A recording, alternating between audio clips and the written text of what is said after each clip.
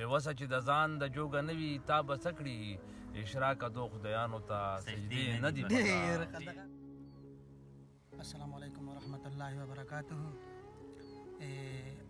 زیړه پټیالا ټي وي کتونکو اوریدونکو السلام علیکم.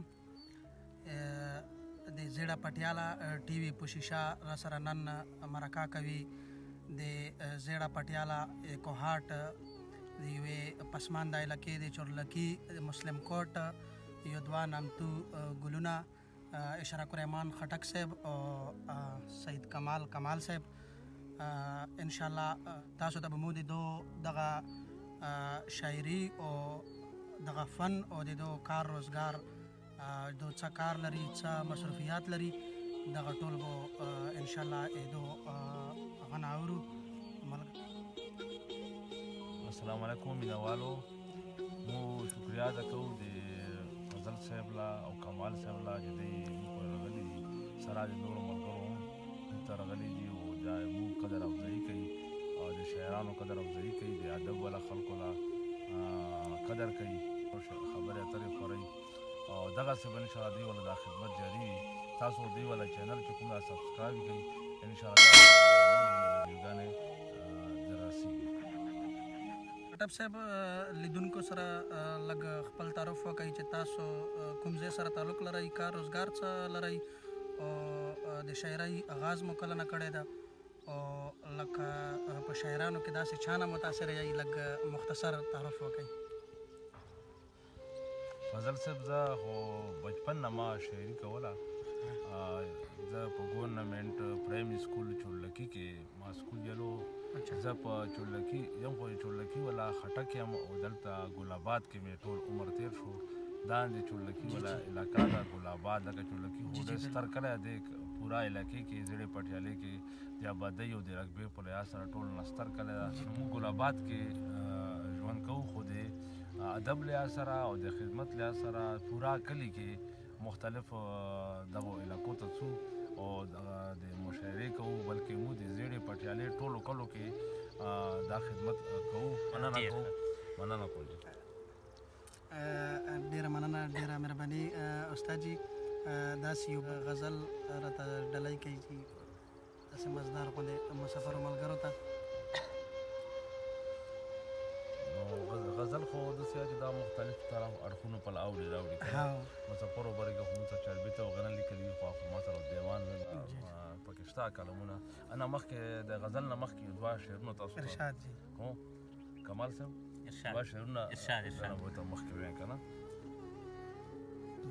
دا د چا په مینه مستو چې د ځان پروا یې نه وه. دا د چا په مینه مستو چې د ځان پروا یې نه وه. ابراهیم خلیل الله چې د نمرود اور کې اوسېږي. ډېر ښه استاد جي دا بیا وایه استاد جي. دا د چا په مینه مستو چې د ځان پروا یې نه وه. دا د چا په مینه مستو چې د ځان پروا یې نه وه. ابراهیم خلیل الله چې د نمرود اور کې اوسېږي. ډېر زبردست استاد جي. او بل شعر چې د بادشاه محل کې نه وي د بادشاه محل کې نه وي خلوص دومره عجیبه ده. د بادشاه محل کې نه وي خلوص دومره عجیبه ده. چرته لرې په صحرا کې د غریب کور کې اوسېږي.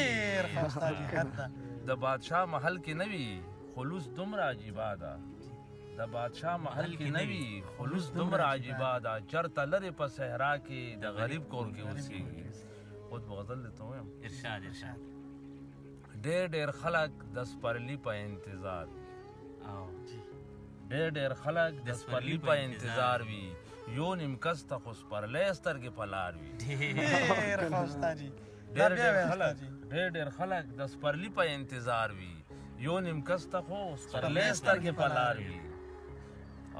ټول د کلي لیوني ورته رادرومي. ټول د کلي لیوني ورته رادرومي. مازیګر کې د چولې نه جوړ بازار ټول د کلي لیوني ورته رادرومي. مازیګر کې د چولې نه جوړ بازار وي.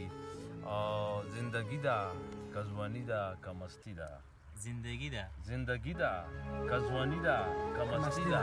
نه رادرومي چې تېر شوی په چاوار. زندگی ده که ځواني ده که مستی ده. نه رادرومي چې تېر شوی په چاوار وي. یو ډېر مخکې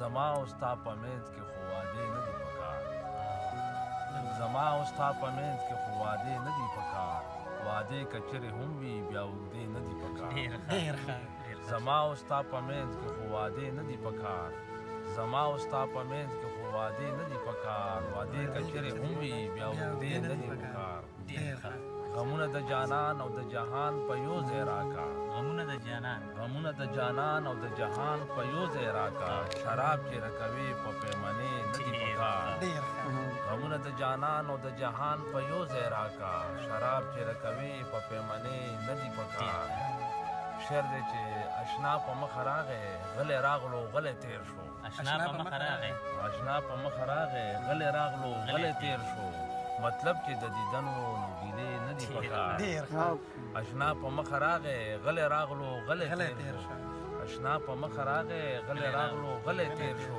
مطلب چې د دیدنو نو ګیلې نه دي پکار او په یو بل پوهیږو مونږ دواړه خلکو منځ کې په یو بل پوهیږو مونږ دواړه خلکو منځ کې اشنا د زړه خبرې خو په خولې نه دي پکار په یو بل پوهیږو مونږ دواړه خلکو منځ کې اشنا د زړه خبرې خو په خولې نه دي پکار او مقطع دا چې بېوسه چې د ځان د جوګه نه وي تا به څه کړي بېوسه چې د ځان د جوګه نه وي تا به څه کړي اشراق دو خدایانو ته سجدې نه دي پکار بېوسه چې د ځان د جوګه نه وي تا به څه کړي بېوسه چې د ځان د جوګه نه وي تا به څه کړي اشراق دو خدایانو ته سجدې نه دي پکار مننه کوم